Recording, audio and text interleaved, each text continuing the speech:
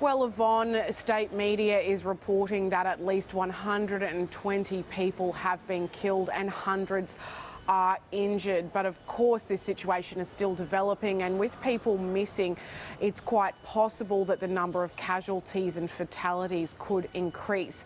This magnitude 6.2 earthquake hit Jishishan County in the northwestern Chinese province of Gansu just before midnight.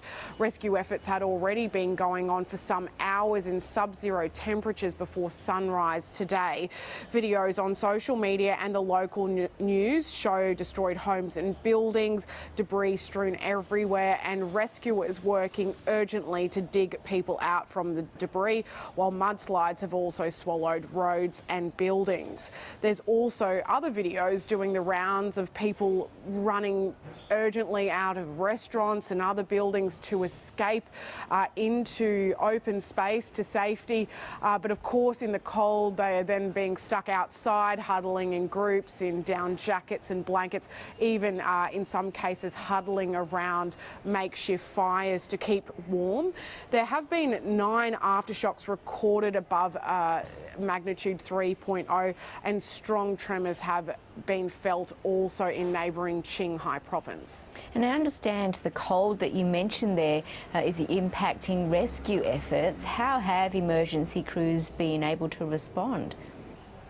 Well, as you say, that cold really adds another level of urgency to these rescues because, of course, the longer people are outside and exposed to the elements, the more complicated these rescues and their recovery can become. The Ministry of Emergency Management has upgraded the response to its second highest level, and the President and Premier of China have called for all-out rescue efforts, according to state media.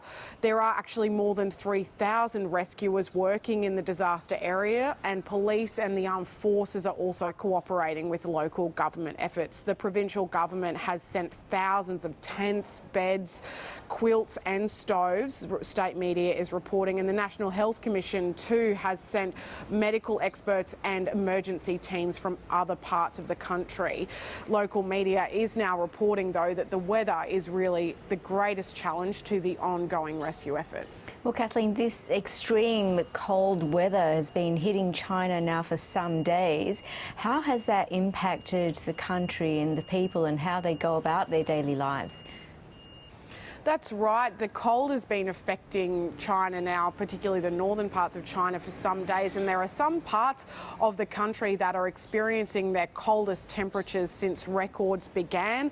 In Beijing, temperatures have been as low as -15, while cities in Inner Mongolia experience cold as low as -23.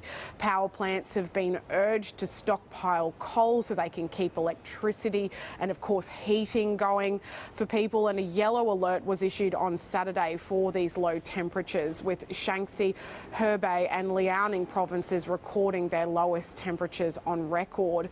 There was a blizzard warning in the capital last week, and schools were closed for a couple of days in Beijing. Roads were closed, train services cancelled. There's been numerous accidents caused by heavy fog, snowfall and icy roads, and we did see, of course, more than 500 people taken to hospital on Thursday night after a commuter train in Beijing slipped on icy rails and collided with another train. So there's thousands of workers already responding to that extreme cold.